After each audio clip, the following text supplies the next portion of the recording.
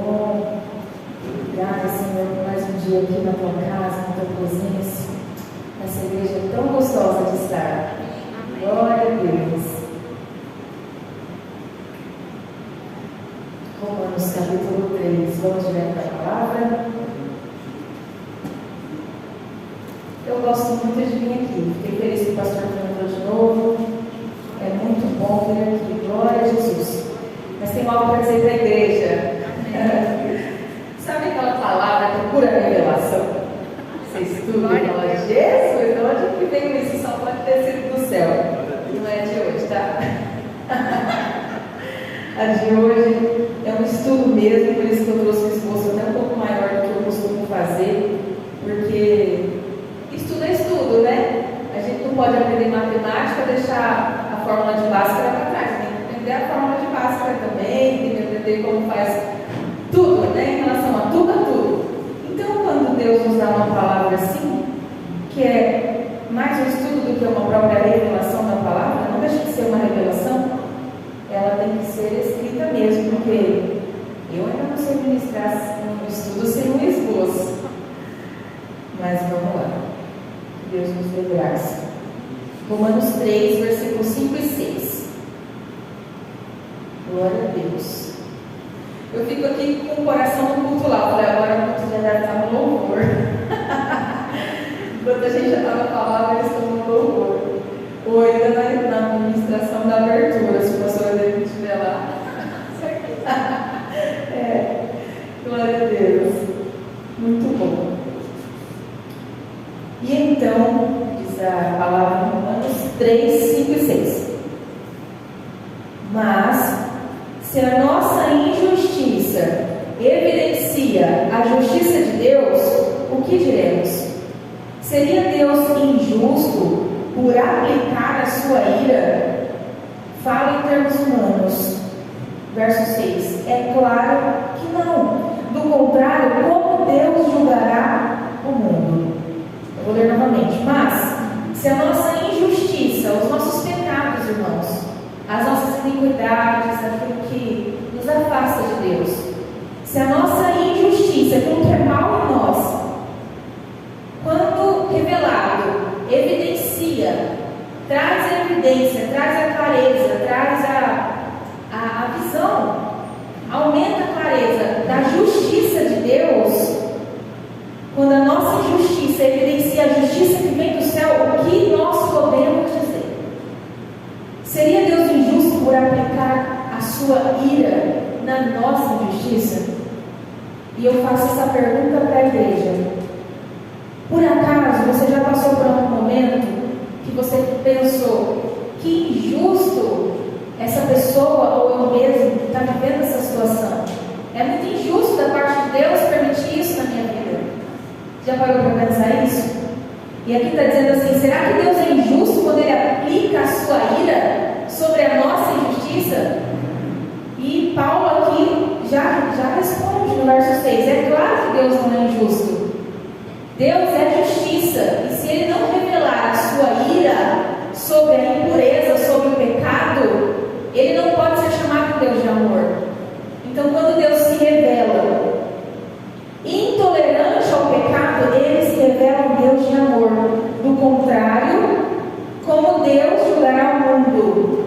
Como que Deus julga o mundo de pecado, se Ele não pode aplicar a sua própria ira sobre o pecado da humanidade? É isso que quer dizer o versículo. Deus, Ele tem um caráter justo. Deus não pode tolerar o pecado do homem. Deus, Ele é justo, santo e perfeito. E nenhum pecado na sua presença é permitido, Ele é aceita. Nenhum pecado é aceito, nenhuma iniquidade é aceita na presença de Deus. Então nós vemos uma pessoa iníqua, pecadora, se dando bem na vida, e às vezes a gente fala, é injusto isso. É porque nós estamos confundindo o amor de Deus com a tolerância de Deus.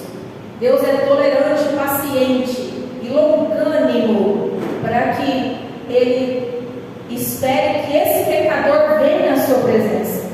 Por isso que às vezes nós confundimos, né? Nós achamos que Deus está sendo amoroso demais. Não, Deus só está sendo tolerante. Tem muitas situações, Deus está sendo tolerante, que Deus não espera que nenhum dos pecadores, por mais sujo e imundo, por mais que a gente mesmo não consiga liberar o perdão, né? Quando a gente vê um caso tão absurdo, com crianças contra idosos, não sei o que mais machuca teu coração, mas tem coisas que a gente vê, a gente não aceita. A gente fala, não, isso aí, prisão perpétua, né? Como é que fala? Tinha que tirar a própria vida, tirar a vida do preso, gente, esqueci o nome. Não é eutanásia. Não é eutanásia, mas é o próprio assassinato mesmo. Não, isso interessa ser morto. Pena de morte, irmão. A gente mesmo julga muitos casos assim, porque nós não somos como Deus. Deus é tolerante, Deus tolera até o ponto que Ele deseja tolerar. Então, se você tem visto injustiça, querido, na sua vida, ao redor de você, se você, por ser um homem, uma mulher justa, uma mulher de Deus, você tem buscado a justiça dos céus, mas tem visto a injustiça operar ao seu redor, tenha paciência, porque Deus está tendo paciência. Deus está tolerando. E vai chegar a hora de Deus pôr um ponto final nisso, porque Deus é justiça. E se Ele não punir a injustiça, que Deus de justiça é esse? Então, que tenhamos paciência em tudo, em nome de Jesus. Mas Deus pune a injustiça, mas se esse pecador se arrepende, se converte, se entrega em conversão a Deus, muda a direção do seu pensamento, da sua vida, daquilo que ele estava fazendo, e se arrepende, ele também é aceito por Deus.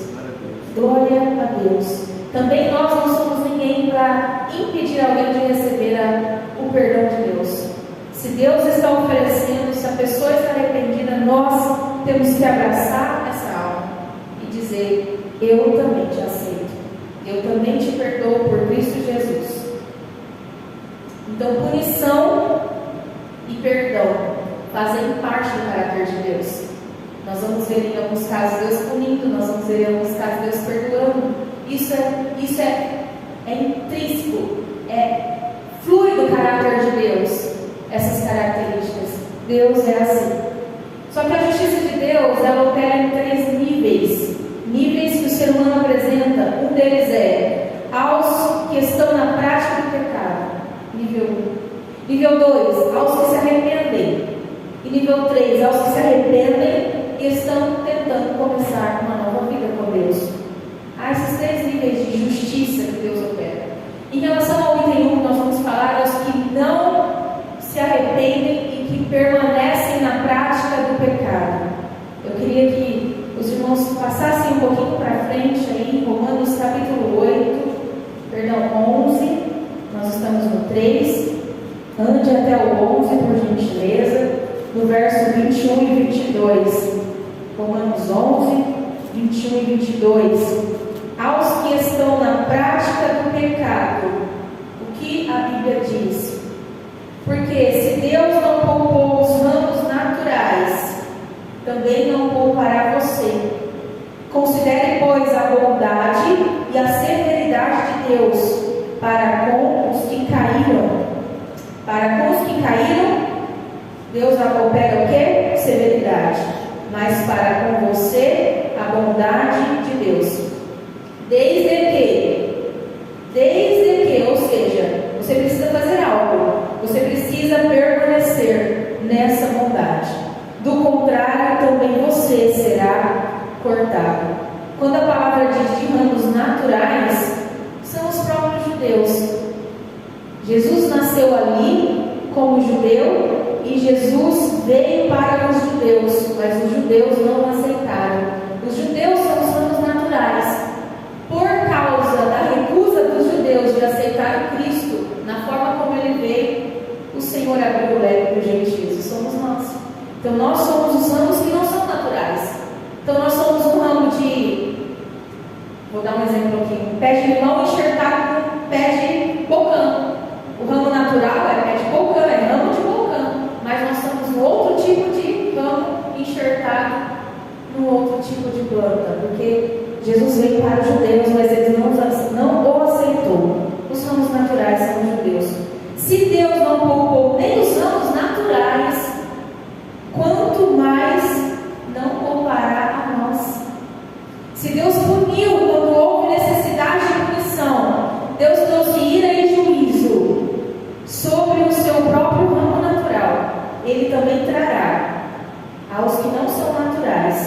que Ele abraçou como filho que somos nós. Então nós temos que considerar a bondade e a severidade de Deus. Bondade para aqueles que aceitam a sua palavra e a sua vontade. E a palavra diz: permanece na bondade de Deus. Mas você também tem que considerar que Deus é justiça, ira e severidade para aqueles que não querem se manter dentro da palavra e da obediência da palavra de Deus. Amém? Então Deus manifesta a sua ira de 3 maneiras. Também de 3 maneiras. A primeira, Deus tira de nós algo que nós amamos muito. Segunda maneira, humilhação. Deus permite a gente ser humilhado. E a terceira maneira, como Deus permite, como Deus opera a ira dele na nossa iniquidade, é quando vem sobre a nossa vida uma terrível maldição. Deus permite também. E para trazer esse exemplo, eu quero usar o caso de Davi. Como nós sabemos, Davi era um rei segundo o coração de Deus. Davi era um rei que era muito apaixonado pelo seu Deus. Era um homem segundo os princípios que Deus estabeleceu, e era um homem que Deus se agradava dele. Mas um belo dia, ele decide não ir à guerra, decide não ir para o lugar que ele deveria estar, fazendo o que ele deveria fazer, e fica ocioso dentro do seu palácio. Sai para a varanda e vê uma bela mulher tomando banho. Esta é Batseba. Batseba não faz parte das mulheres que ele tem. Batseba é a esposa de Urias, um dos seus mais valorosos soldados, um dos homens mais importantes de guerra de Davi. Só que Davi deseja aquela mulher, um desejo que ele não deveria, não poderia ter. Ele deseja a ponto de não pensar na consequência, manda trazer Batseba, tem intimidade com Batseba engravida dele, estando ela ainda casada com seu marido vivo. Só que o seu marido está em guerra, não está em casa. Como ela engravida sem o marido estar em casa, todo mundo vai saber que foi um adultério. Então o que Davi faz? Manda matar Urias. O jeito é o marido morrer. Pronto, acabou o meu problema. Eu vou acabar com a consequência desse pecado, porque eu não quero viver a consequência que vai vir daqui na frente, né? Daquela situação em diante. Só que Davi não contava com uma situação, um perturbador na vida dele. Porque toda vez que a gente entra em pecado, queridos, Deus sempre vai levantar. Se ainda há esperança para você, Deus sempre vai levantar um perturbador para te trazer de volta para a presença dele. E Deus levanta Natan, um profeta, que passa os 9 meses, não tem como mais esconder. O profeta Natan vai até Davi, exorta ele, confronta ele do pecado que ele teve e da morte do assassinato. Então agora Davi é um adúltero, Davi é um assassino, confrontado pelo profeta Natan, um perturbador na sua paz. E glória a Deus, eu oro para que Deus levante sempre perturbadores na minha e na tua vida. Quando a gente se afastar dos caminhos, que haja sempre aquela pessoa que tenta nos pôr no prumo, que vai nos lembrar das promessas, que vai nos lembrar da ira vindoura, aquela pessoa que sempre nos alinha de novo nos céus. Você já teve uma assim na sua vida? Né, Carol? Como eu tive. Mas infelizmente a pessoa que eu tive, que me trouxe para Deus, ela já não está mais na presença de Deus. Hoje sou eu que tento trazer ela de volta. Mas Deus sempre levanta um indivíduo assim para nos trazer de volta, porque o amor dele é infinito. Ele não quer perder a sua vida, ele não quer perder a minha vida. E Natan é levantado para manifestar a Davi e proclamar o seu pecado. Qual a consequência na vida de Davi? Esse filho gerado nesse adultério, Deus tira, Deus recolhe. Aí você fala: nossa, que Deus injusto, por que recolheu justo essa criança? A criança é o único que não tinha culpa de nada. É porque a gente tem uma forte tentação no nosso coração de ligar os céus a algo ruim, de ligar a morte a algo ruim. Essa criança foi para os céus e nós achamos que o céu é castigo para essa criança. Não, Deus vai sempre nos tirar algo bom para quebrantar o nosso coração quando Ele perceber que nós estamos se afastando da presença dele ou que já estamos afastados. Deus vem e Você já teve essa sensação de imaginar assim? Parece que só morre os bons dessa terra, os ruins vai ficando. Na pandemia, né? Senhor, por que essa pessoa morreu? Deus recolhe os bons para que os ruins tenham um quebrantamento de alma. Deus recolhe os bons da nossa vida, muitas vezes para nos trazer consciência do nosso pecado. E em nome de Jesus, que nós não cheguemos a essa circunstância, a essa situação de Deus ter que tirar alguém que a gente ama, para que a gente volte à presença dEle, ao lugar do propósito, do chamado que Deus tem para a nossa vida. Que nessa noite o Senhor nos desperte ao ponto de nós não precisarmos perder algo para entender que a gente precisa renunciar algo para estar com Ele. Renúncias serão necessárias, mas Deus nunca vai pedir renúncia ao filho teu. Renuncia teu filho para estar comigo. Não é isso. Mas às vezes Deus permite, como no caso de Davi, recolhe esse filho como punição. Punição para Davi, não para a criança que foi recolhida para os céus. Porque, gente, o pior lugar desse mundo é o próprio mundo. Às vezes a gente tem a vontade de nunca querer morrer, né? Não quero morrer, misericórdia, fica doente. Claro, isso é normal do ser humano. Gente, mas para nós que somos salvos e que temos esperança nos céus, morrer para nós é algo maravilhoso. Claro que a gente não quer deixar nossa família, a gente pensa nos filhos, a gente pensa em tanta coisa. O que será de fulano ou de ciclano? Mas o céu não é punição, o céu não é castigo, gente. Aqueles que Deus recolheu foi para a glória, foi para um lugar que nós estamos aqui nos esforçando para conseguirmos conquistar essa coroa. Isaías, no capítulo 57, Isaías fica mais ou menos no meio da Bíblia.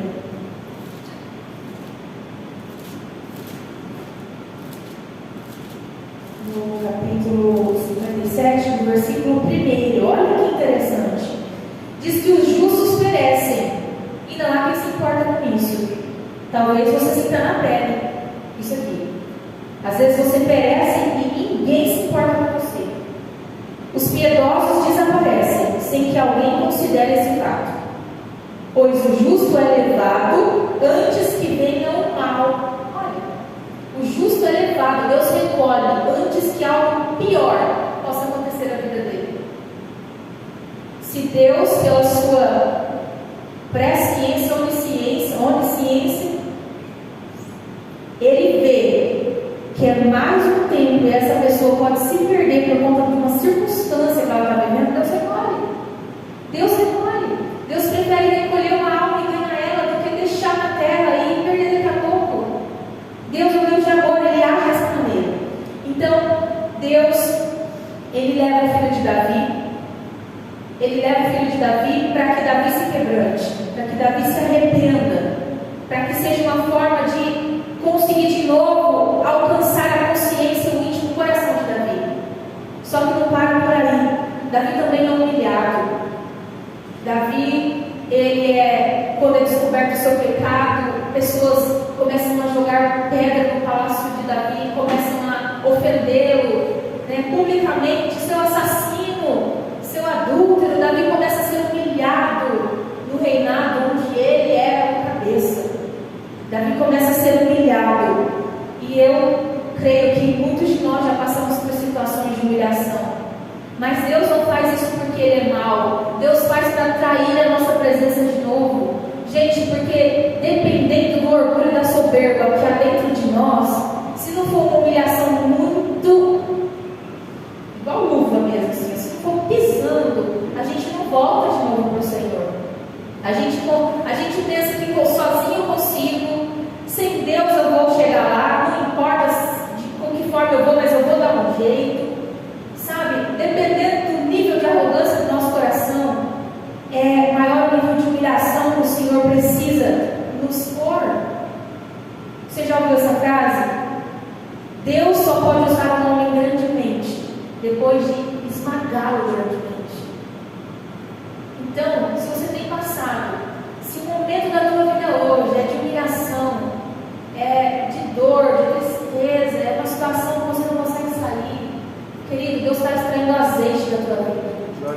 Deus está extraindo o perfume dessa rosa. Deus está extraindo o vinho dessa uva. Você vai sair muito melhor dessa luta, muito melhor do que você entrou. Eu digo sempre, eu não sei se eu já digo, mas os meus 6 anos que eu morei no sítio, Deus me levou para lá. Deus me levou para um sítio, levou minha mãe, tirou da cidade, levou para outro sítio. Minha mãe, que era aquela assim, companheira, parceira para toda a obra, e eu com os filhos pequenos. Deus me permite passar uma situação tão dura, tão difícil, quase que me virando quase que sozinha, para que, gente, quem era a Manu quando chegou naquele lugar? Quem era a outra Manu que saiu dali? Eu sou outra mulher depois desse lugar que eu passei 6 anos. Eu sou uma outra mulher, eu amadureci. Eu era mimizenta, qualquer coisinha eu chorava. Eu me tornei uma mulher forte. Eu choro ainda, mas em poucos minutos eu estou de pé novamente, eu estou firme na batalha de novo. Eu não fico mais caída quando uma luta me sobrevém. Por um tempo vem aquele baque, muitas vezes, mas logo eu me levanto em oração, em guerra espiritual, e eu estou sempre de pé. Mas por quê? Porque eu precisei passar por uma moinha, e essa moinha me trouxe muito aprendizado, muito amadurecimento. Me tornei uma mulher, ainda tenho muito que caminhar, mas já estou muito mais perto e parecida com Jesus do que eu era antes de entrar naquele lugar. O amadurecimento cristão é isso, é ser parecido com Cristo.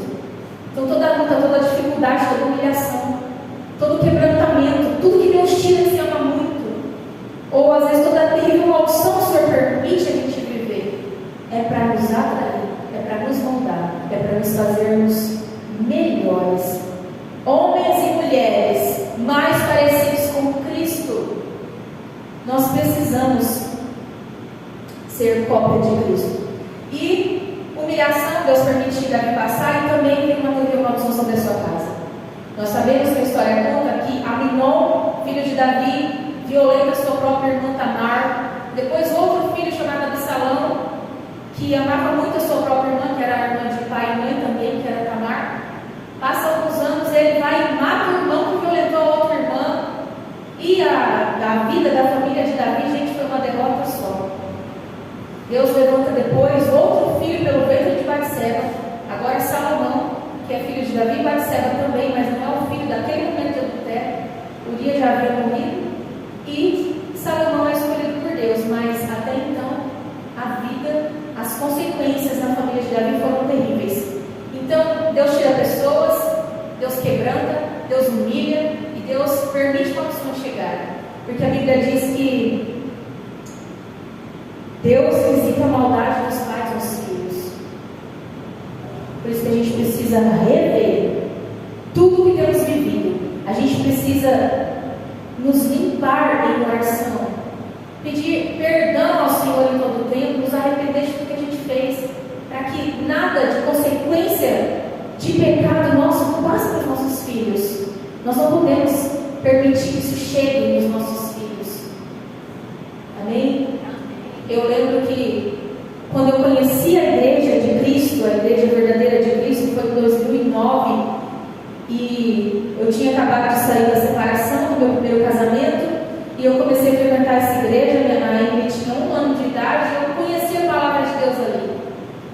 E eu fui num culto chamado culto de cura e libertação, e eu entendi que o que a minha família vinha vivendo era maldição atrás de maldição. Nenhum casamento na família da minha mãe, a família do meu pai era outro caso. A família da minha mãe era essa maldição dos casamentos. O único casamento dos 6 filhos da minha avó que perdura até hoje é de um tio que está na cadeira de roda, e a esposa cuida dele. E eu me pergunto, será que se ele não tivesse na cadeira de roda, esse casamento ainda estaria em pé? Porque todos os outros 5 foram destruídos. Depois vem a minha geração, todos os casamentos destruídos. E eu tive um discernimento, uma revelação do Espírito Santo naquele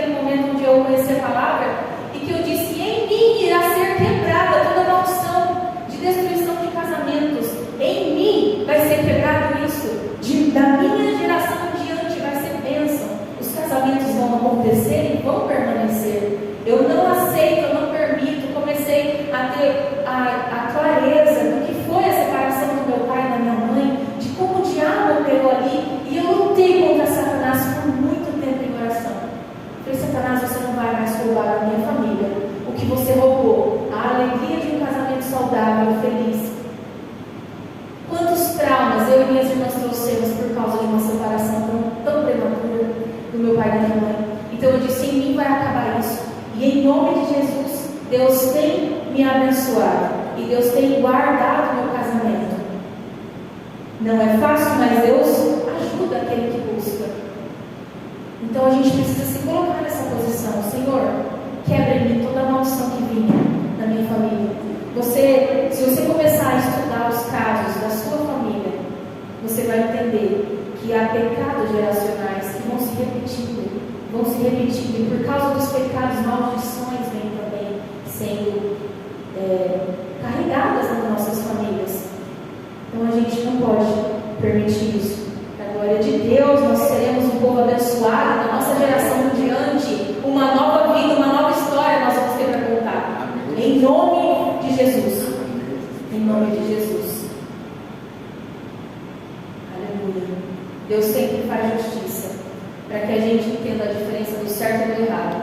Se Deus não permite a justiça, a ira, irmão, se Deus não derrama a ira na iniquidade, nós nunca vamos entender, isso aqui é certo, isso aqui é errado. Mas quando Deus pune, quando Deus humilha, quando Deus tira, nós entendemos e nós somos sábios quando aprendemos pela vida dos outros, não esperamos chegar na nossa vida para que aconteça, para que a gente então absorva essa sabedoria. O sábio é aquele que aprende com o outro. Olha, está acontecendo na vida de fulano, eu vou ficar atenta, porque está acontecendo isso. Por causa disso, eu não vou deixar acontecer na minha casa. Na minha vida eu vou corrigir. Eu vou me aprumar, eu vou me alinhar. E na minha vida não vai mais acontecer. Se Deus não faz justiça, Deus não revela o seu amor. Amém? Eu tenho mais 15 minutos. Vamos para Hebreus agora, por gentileza. Novo Testamento, quase no finalzinho. Hebreus capítulo 12.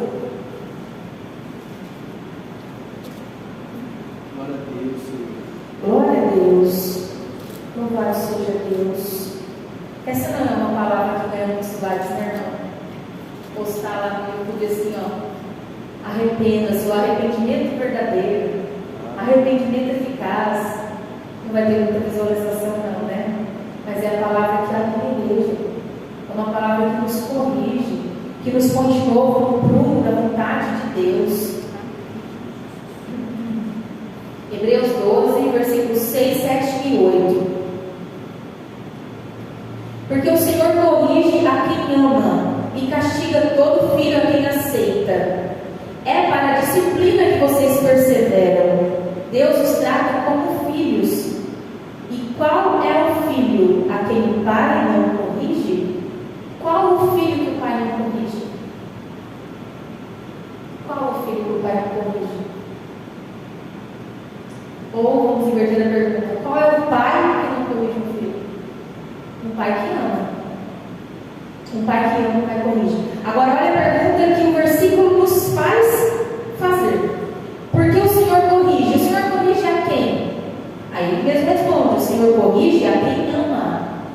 O Senhor não corrige quem ele não ama. O Senhor corrige quem ele ama. E castiga. Então o Senhor castiga. O Senhor castiga. Ai, que difícil falar isso. O Senhor castiga. E quem ele castiga? Todo aquele a quem aceita como filho. Então é certo que o Senhor corrige. É certo que o Senhor castiga. Mas ele castiga quem? Todo aquele que ele tem por filho. E quem é que Deus tem por filho? Todo aquele que recebe o seu Filho Jesus no seu coração. Então Deus tem você como filho. Agora teu espírito renovado, teu espírito foi ressuscitado, que antes estava morto. Agora você é revivificado pelo Espírito Santo que habitou em você no momento que você aceitou o Espírito Santo, o nome de Jesus sobre a tua vida. Você aceitou a cruz de Cristo sobre a tua vida. Você aceitou a morte, a ressurreição de Cristo. Nesse momento o Espírito Santo passou a habitar no teu espírito. Ele foi vivificado nesse momento. Deus olha para nós e nos vê e nos chama como filhos. E a palavra diz que Deus açoita, Deus corrige quem ele recebe por filho. E se você não aceita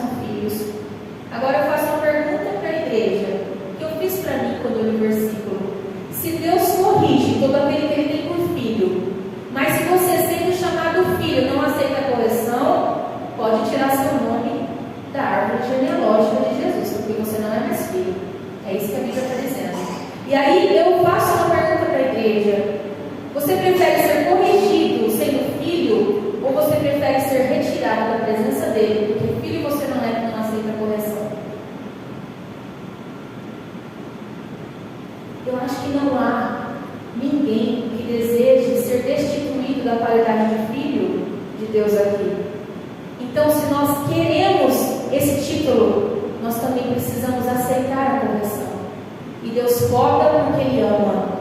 Deus vai corrigir, vai permitir a humilhação, vai permitir a dor. Muitas vezes Deus vai permitir. E sabe por quê? Porque é necessário. Se Deus não me permitisse os 6 anos morando naquele lugar, será que hoje eu seria a mesma pessoa? Será que vivendo no conforto e na facilidade de uma vida sem problemas, sem humilhação, será que eu teria sido transformada no conforto do meu lar, onde eu vivia na cidade? Será que eu teria sido forjada como eu fui? Será que quando a gente está no bem bom, no tudo bem, está tudo bem, muito obrigada, a gente consegue ser moldado por Deus? Então é necessário, a resposta que ninguém quer dizer, mas é não. É uma resposta oculta, mas essa resposta é não. Então Deus nos forja, nos molda, nos transforma, e muitas vezes na fornalha. A fornalha vai arder, vai doer, vai machucar, mas vai transformar, vai moldar, vai te fazer um caráter perfeito diante de Deus, vai te fazer mais parecido com Cristo Jesus. Então a gente precisa se deixar passar por isso. Amém? Nós temos um exemplo de que pedir perdão não significa ser perdoado. A Bíblia nunca escreveu isso. A Bíblia nunca revelou que aquele que pede perdão é perdoado. Mas a Bíblia diz que aquele que se arrepende e deixa, esse é perdoado. Aquele que se arrepende e deixa o seu caminho, ele é perdoado. Precisa haver o quê? Uma conversão, precisa haver uma transformação, precisa haver um arrependimento. E a palavra arrependimento na Bíblia é metanoia ou metaneua. A palavra original grega é metaneua. Meta é as nossas atitudes, neua é os nossos pensamentos. Então, quando Deus fala que nós precisamos nos arrepender de verdade, não é só pedir perdão. Pedir perdão não é garantia de ser perdoado. Saúl reconheceu o seu pecado quando ofereceu sacrifício sem o profeta. Na verdade, ele não devia oferecer, ele tinha que esperar o profeta chegar, o profeta Samuel. No auge da sua ansiedade, da sua desobediência, ele vai e oferece o sacrifício no lugar do profeta e desobedece a palavra. Só o profeta pode oferecer o sacrifício. Então, Saul reconhece o seu pecado, mas ele nunca se arrepende. Se tivesse se arrependido, a unção que Deus tira, a unção voltaria para ele. Se arrependeu, volta a unção que Deus tem. Mas não se arrependeu, perdeu a unção. Então, pedir perdão não traz perdão. O que traz perdão é arrependimento. E o que é arrependimento? Transformação, metanoia, transformação de mente, transformação de atitude. Se você é a mesma pessoa, se você pratica as mesmas coisas, fala as mesmas palavras, iníquas, sujas, imundas, que nós praticávamos antes de conhecer a Cristo, você nunca passou por um arrependimento verdadeiro. Você nunca passou por uma conversão verdadeira. Ah, mas eu fui batizado nas águas. Você foi mergulhado lá, alguém te mergulhou lá. Mas você não teve transformação de vida. E o que Deus nos chama não é para estar sentado em banco de igreja para ser mais um na multidão. Porque o Brasil tem quantos milhões de crentes? Mas se verdadeiramente todos os crentes fossem filhos de Deus, cristãos de verdade, essa nação já teria sido transformada em uma nação totalmente diferente. Mas ainda vivemos debaixo de julgos aqui. Porque tem muita gente falando que sou cristão, sou crente, mas não é nada. Não é nada, não teve arrependimento, não teve mudança de vida nenhuma. Gente, eu tenho um assim bem pertinho de mim. Aceitou Jesus, desceu nas águas. Mas o mesmo palavrão que ele falava com 18 anos, ele fala até hoje. O sangue de Jesus tem poder. Cadê o arrependimento dessa alma? É mais que parente, entendeu? É mais que parente. Olha, queridos, para terminar, para que haja um verdadeiro arrependimento, a Bíblia diz lá em Mateus capítulo 3, verso 8, que todo verdadeiro arrependimento é preciso gerar um fruto desse arrependimento. Se o seu arrependimento é da boca para fora e não há frutos na sua vida que ninguém possa olhar e falar, verdadeiramente teve mudança. Essa mulher era tão perdida, essa mulher era tão fofoqueira, mentirosa, nossa, ela se transformou. Eu nunca mais vi ela fofocando de ninguém, santificou os seus lábios, santificou o seu pensamento.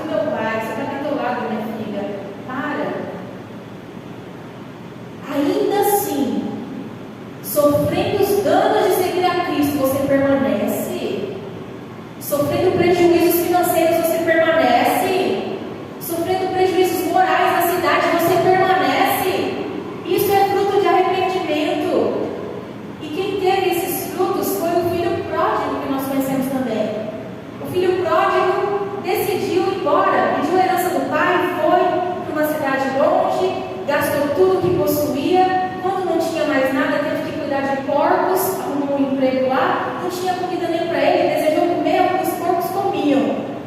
Então nessa hora ele cai em si, a Bíblia diz. Ele se arrepende e ele diz: Pai, eu pequei. Nesse momento ele teve a convicção do seu pecado. E nós precisamos ter convicção onde nós estamos pecando também.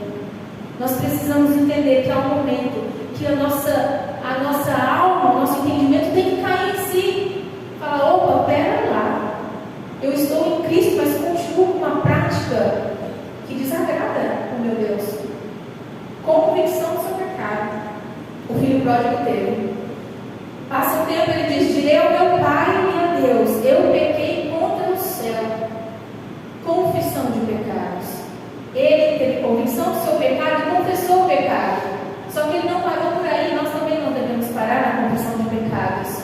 Nós temos que avançar para mudança, para conversão, para arrependimento sincero e verdadeiro. Quando ele diz: voltarei para o meu pai, essa é a hora que o filho pródigo está dizendo: me converti de novo. Sinceramente, eu entendi que onde eu estou, o que eu estou fazendo está errado. Eu vou voltar. A pastora Adelina usa esse teatro que eu vou fazer agora. Ele fala: conversão é isso aqui, ó. Você está indo nessa direção, nesse caminho. Tem convicção aqui. Confessa seus pecados aqui e se converte. Você muda a direção. E agora você volta para onde você não deveria ter saído. Conversão, mudança de vida, mudança de pensamento, mudança de atitude. É aquele que confessa e deixa, que recebe perdão. Igreja, não se iluda. Pedir perdão, estou perdoado. Não. Confesse e deixe o pecado. Assuma os danos. Assuma o prejuízo de confessar esse pecado. Assuma. Seja um homem ousado, uma mulher corajosa. Assuma o que vai vir contra você. Mas esteja na posição onde você deveria nunca ter saído. Diante de Deus. Em sinceridade com Deus. Não fique nada oculto entre você e Deus, em nome de Jesus. Vou ler o último texto aqui para me finalizar. 2 Coríntios capítulo 7.